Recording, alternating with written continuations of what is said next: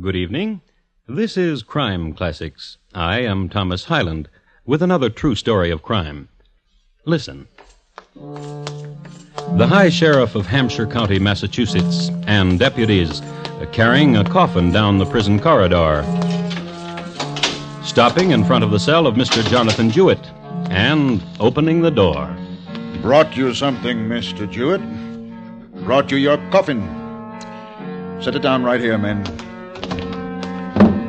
You'll find your hanging cap inside, Mr. Jewett. I'd advise you to try it on to see it's not too tight. There's been trouble on the gallows with a too tight hanging cap. Look in on you later. You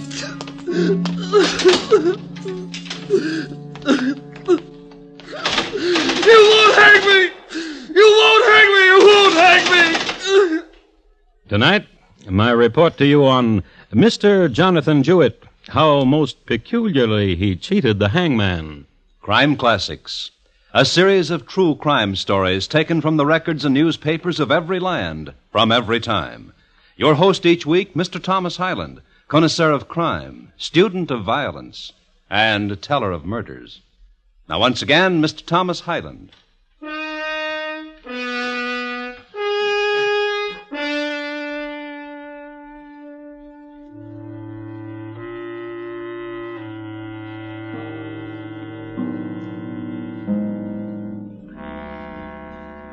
Nobody thought of rehabilitating criminals in 1815. Catch a man who committed a crime, or didn't pay his debts, or was not well enough liked, throw him into the local lockup and forget him.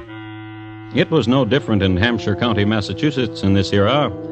The jail was bleak and consisted of a series of stone pits of correct moisture content for the growth of a fungus on its surfaces, of good temperature range to permit the flourishing of rats and some invertebrates, of foul nourishment to quicken the descent of man into rot. And now, in a certain pit in this prison called Cell 4, lived three men together. George Bowen, pacing, the caged brute pacing. Isaac Mitchell, humming, motionless, shaggy Isaac, humming. 18, 19, 20, 21... Blee Partridge, counting, doing what he most liked to do, counting the cracks in stone from ceiling to floor. Tableau. Get along, Johnny. Fast. Fast, lad, or I'll drag you, so help me, in a way you won't care for much. Now, get along. I said it, Johnny, and I mean it. Now, here. Get in. Your home it is, Johnny. And don't take to it too nicely, because you won't stay too long.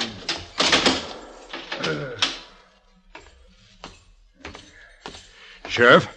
Yeah, Bowen? New one, Sheriff? Uh-huh. What's he done? Kill him a woman. Oh, now? Yeah. Gonna hang him? Month from today, Bowen. He'll kick at the wind. Month from today. 1, 2, 3, 4, 5... George, now. I'll George now, you! I'll George now!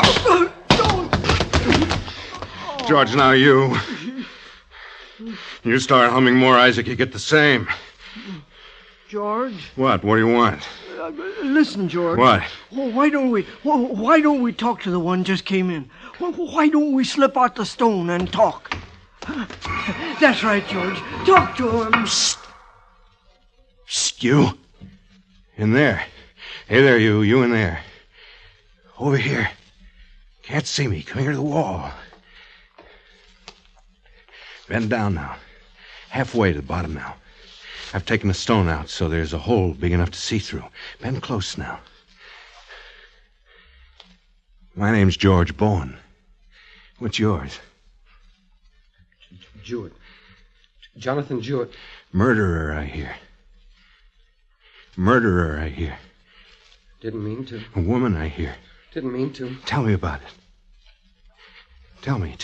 Didn't mean to. Tell me! Well, welcome, old Johnny Jewett, lad. We're cellmates, we are, and we're sharing things now, we are, old Johnny Jewett. Tell me now how you happened here. It was a lady, I hear. Please tell me. I met her at Boswick's Tavern. She was sitting there and she had yellow hair. No more you'll tell me, Johnny. For now, she was sitting there and she had yellow hair. Save the rest for later, Johnny. Talk a little later, Johnny. Well, that's just the start Yellow of it. hair. Isaac, Blee, he killed a lady, and she had golden hair that shined and was soft as any silk you ever touched. Going to hang him. Poor boy. Poor boy. Going to hang him. And we won't get to see it.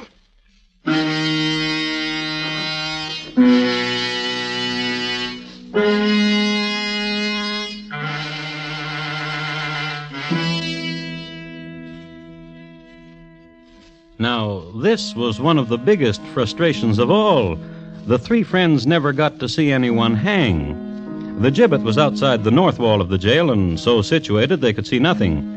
Isaac, who had extraordinary hearing, often claimed he heard the trap door drop, and the three of them would feel then somewhat entertained. And so the days of emptiness spun away, but now, with the arrival of Jonathan Jewett, there was a very pleasant diversion, and this is what it was. George Bowen would pull out the stone. Jewett? Tell me. Tell me more. Yellow hair and apple cheeks. Tall for a woman and walked easily. And a few hours later... Jewett?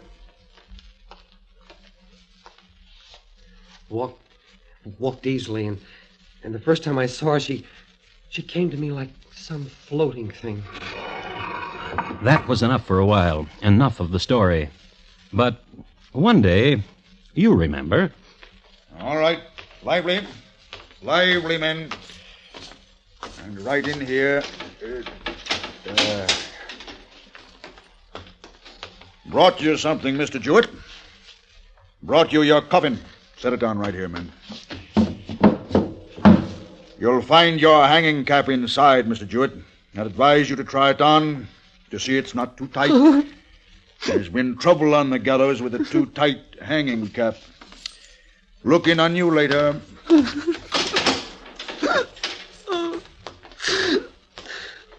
You won't hang me!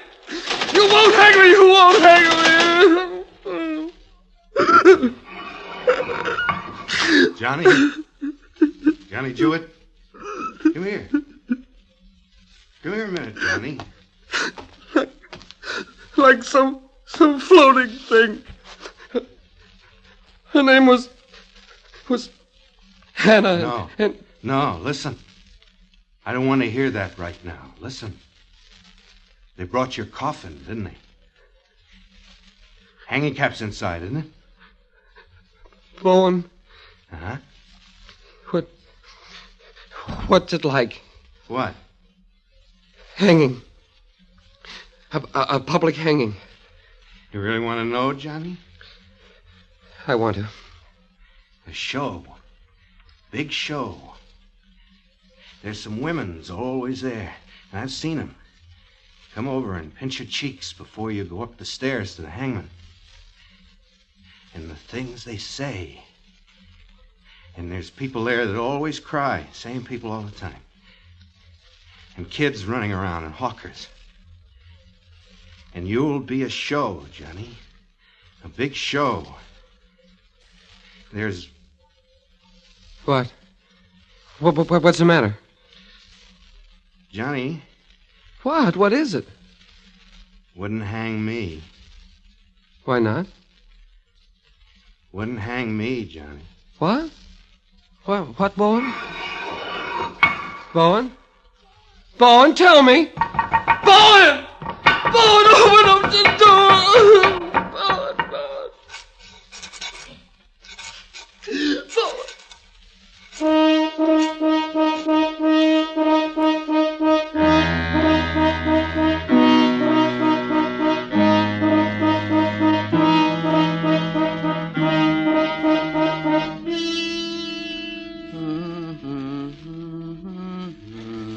We'll have fun, Isaac. Oh, I tell you, we'll have fun.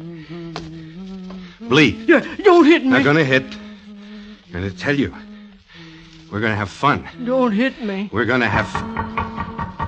See? He's been knocking like that for the last 10 hours. Think I ought to open it to him? Born! Fun. Isn't this fun? Of course it's fun.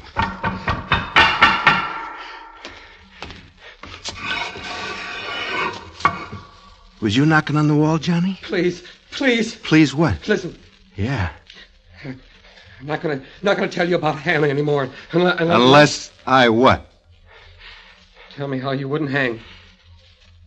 You want to know, Johnny? Yes. Really want to know, don't you? Yes. Can't stand the thought of those people jeering you to die. Can't stand that, can you? Please tell me. Please. Sure. I'll tell you. Yes? Hang yourself, Johnny. Hang yourself, Johnny.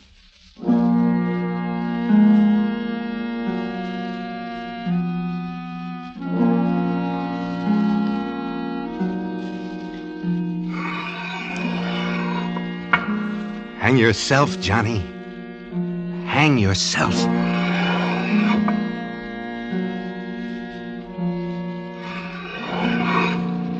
It's easy. It's easy, Johnny.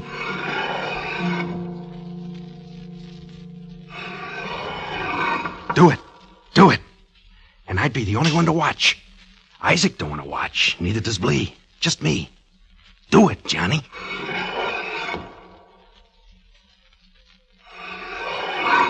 Cheat them, Johnny. Cheat the hangman. Cheat the crowd. Oh, do it. Bone? Oh, do it, Johnny. How?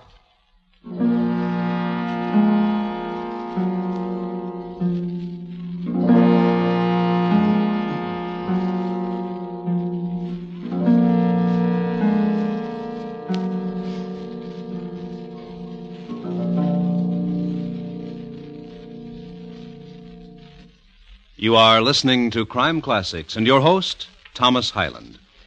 Is there a possible connection between a strange ivory monkey and the death of a wealthy oil magnate? Mr. Keene believes so, and sets out to prove his contention in The Case of Murder and the Ivory Monkey, Friday night on CBS Radio. Don't miss Mr. Keene at his exciting best this Friday evening on most of these same stations. And now once again, Thomas Hyland and the second act of Crime Classics, and his report to you on Mr. Jonathon Jewett, how most peculiarly he cheated the hangman.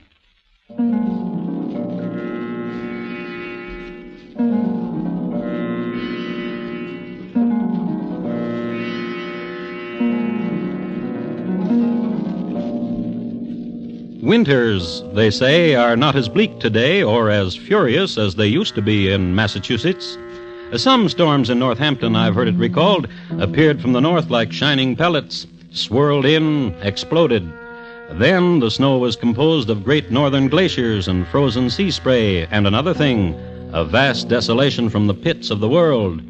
And so it was in 1815.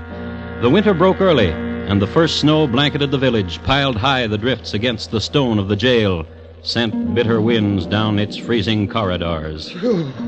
Condemned man Jonathon Jewett, not knowing any longer whether he shudders from cold or a soul numbed with terror. Cold.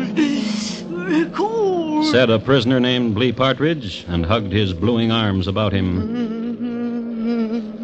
Isaac Mitchell sounds from the frozen recesses of his mind.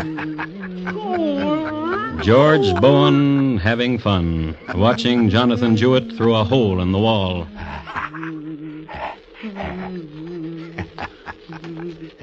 George? George? Yeah? What's he doing? Well. What's he doing, George? Interested, ain't you? Now you're interested. Tell me what he's doing. Staring at his coffin. Now tell me what he's doing. Shivering. What's he doing now? Looking at his coffin. Now? Opening the lid to it. Now? Taking out the hanging cap, taking out the hanging cap. What's he doing? What's he doing, George? He's starting to put it on. No! No! Johnny. Johnny, come here. Come here, Johnny. He didn't put the hat on, did he? Come here, Johnny. Come. Come. Oh, Johnny. Now, why do you get yourself all riled up like that? Trying to put on your hanging cap. Now, yesterday, you asked me how to hang yourself. So you won't have to go through all this, laddie. And so you won't hang in that freezing and all. How? You going to do it, Johnny? You going to do it? I don't know. I don't know. How? I'm going to help you, Johnny. It's the truth I am. Now, tell me, Johnny. Tell me about the lady you killed. Tell me. Come on. I don't know. I forgot. Oh, now, come on. I don't know. I forgot. Forgot? Let me alone. Let me alone. Let me alone. All right, Johnny boy.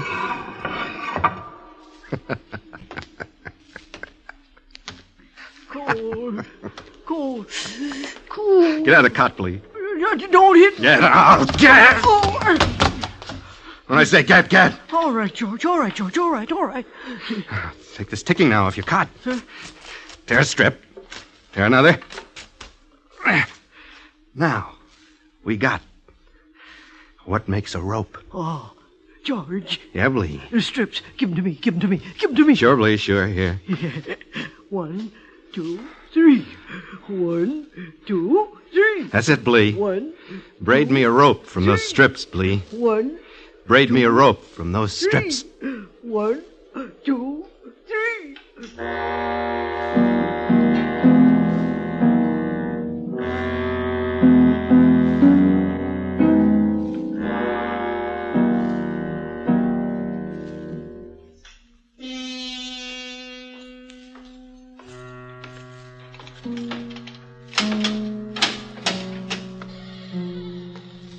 Hello, Mr. Jewett. How do you feel? Came to tell you something, Mr. Jewett.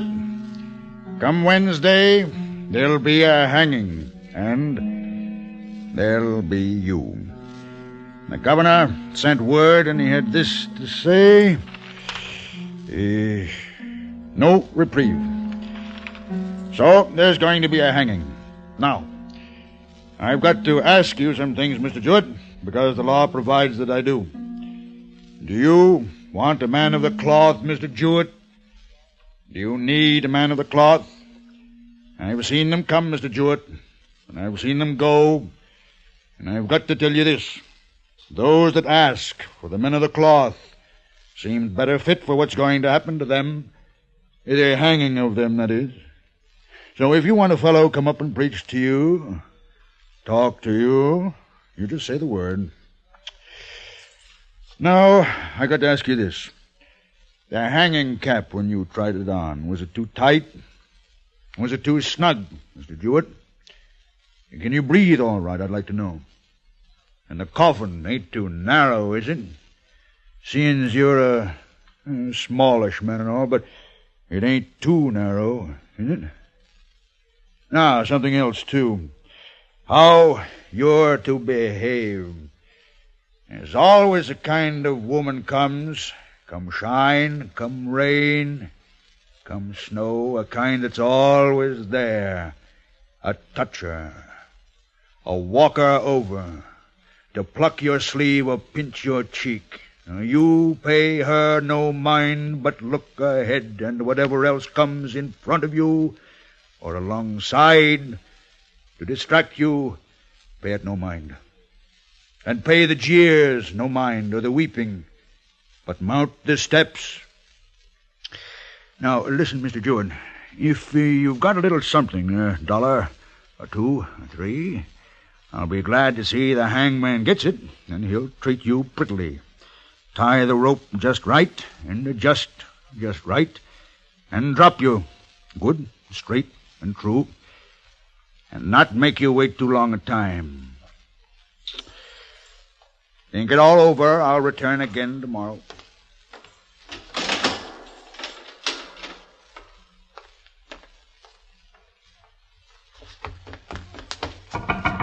Bowen! Bowen! Bowen! you want, Johnny? I'll do it. I want to do it. Do what, Johnny? Hang myself. Well, I'm going to hang myself, Bowen. how? I'll stand on the coffin and stand under the window and kick away the What coffin. are you going to use for a rope? I don't know. I got a rope. Give it to me. Well, I don't know. Bowen, Well, I just don't know. let's see your rope. Rope's the easiest. Rope's the only way. You get simple and use your shirt or something. You're liable just to stand there and cough. Rope's the only way. Let's see your rope. Sure, Johnny. See it? Give it to me. You haven't finished the story, Johnny. I forgot. I can't remember, I swear. Oh. She was very homely, and I was very lonely, and she stole from me. Shut up, Johnny. Here's the rope.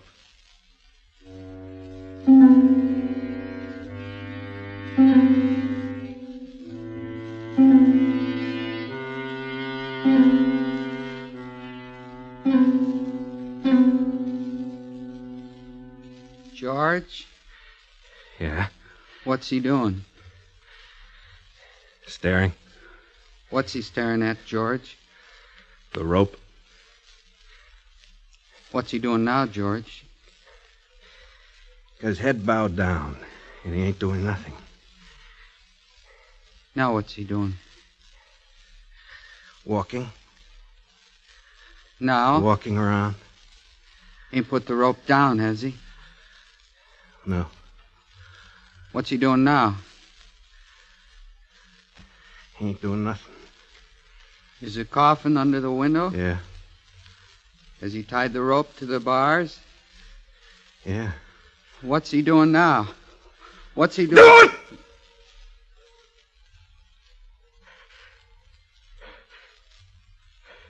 That's it.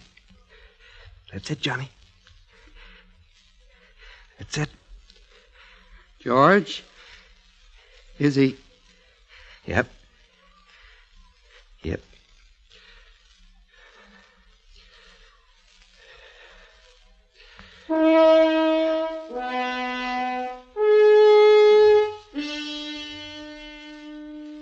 The next morning was Tuesday, and a very cold day.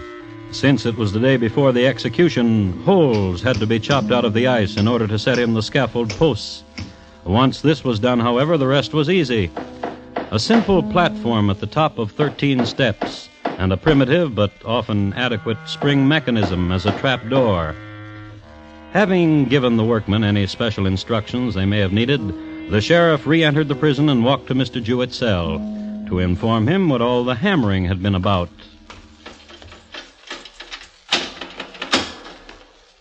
Jewett? He said, Jewett, he went on. hanged yourself. He noted. Dead. He made sure of it. Then vent his spleen. Cheat! Cheat! To have done such a thing. To have cheated the law and the hangman. And the gallows being fairly built, to have done such a thing. Cheat! How did you...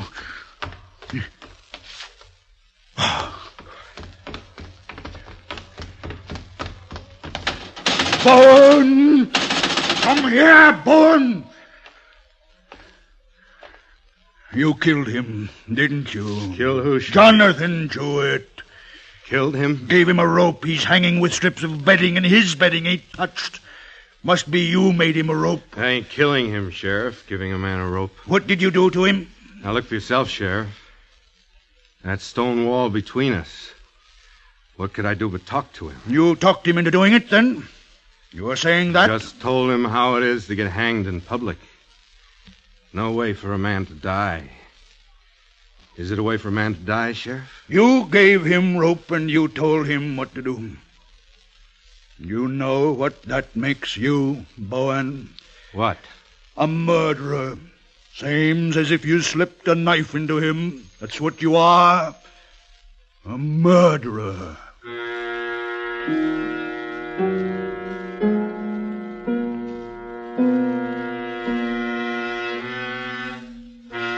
George Bowen was indicted and brought to trial. A charge, homicide, murder of Jonathan Jewett, brought to trial on an interesting charge. And the prosecution had this to say. By his own confession, the prisoner admits he advised Jonathan Jewett to take his own life. And a man who advises death, I say, is a principal in murder. No other causes incited Jewett to destroy himself. No other causes but the advice of the defendant. The living instrument of a murder is a murderer and must himself die. I charge the jury to find this man guilty. And the defense had this to say. I say that the defendant is perhaps guilty of being accessory to murder, but this is not the charge here. The charge is murder. And while I do not stand here to justify his crime, I say to you, if you convict him as charged, you yourselves are guilty of murder under the existing form of law. And the jury foreman had this to say. Not guilty. So Bowen was returned to his cell. A certain pit in Northampton, Massachusetts prison called Cell 4. 43, 44, 45, 46, 47.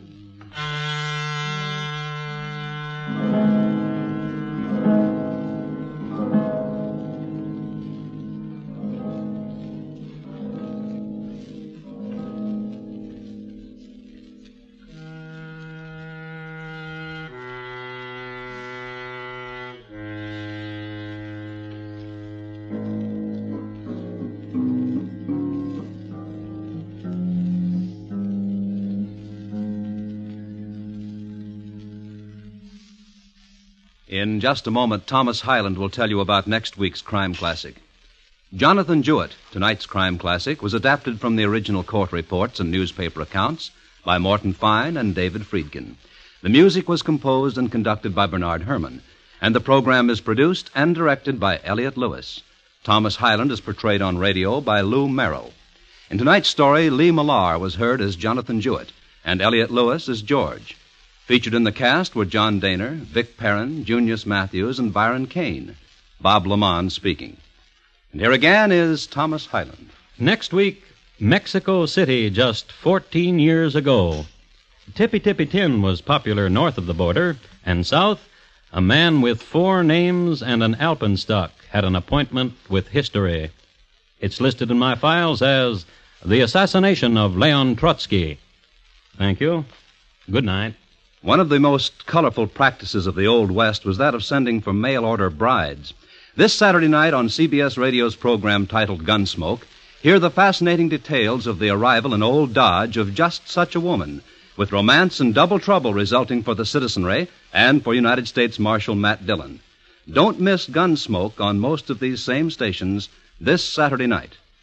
Gangbusters go into action Saturday nights on the CBS Radio Network.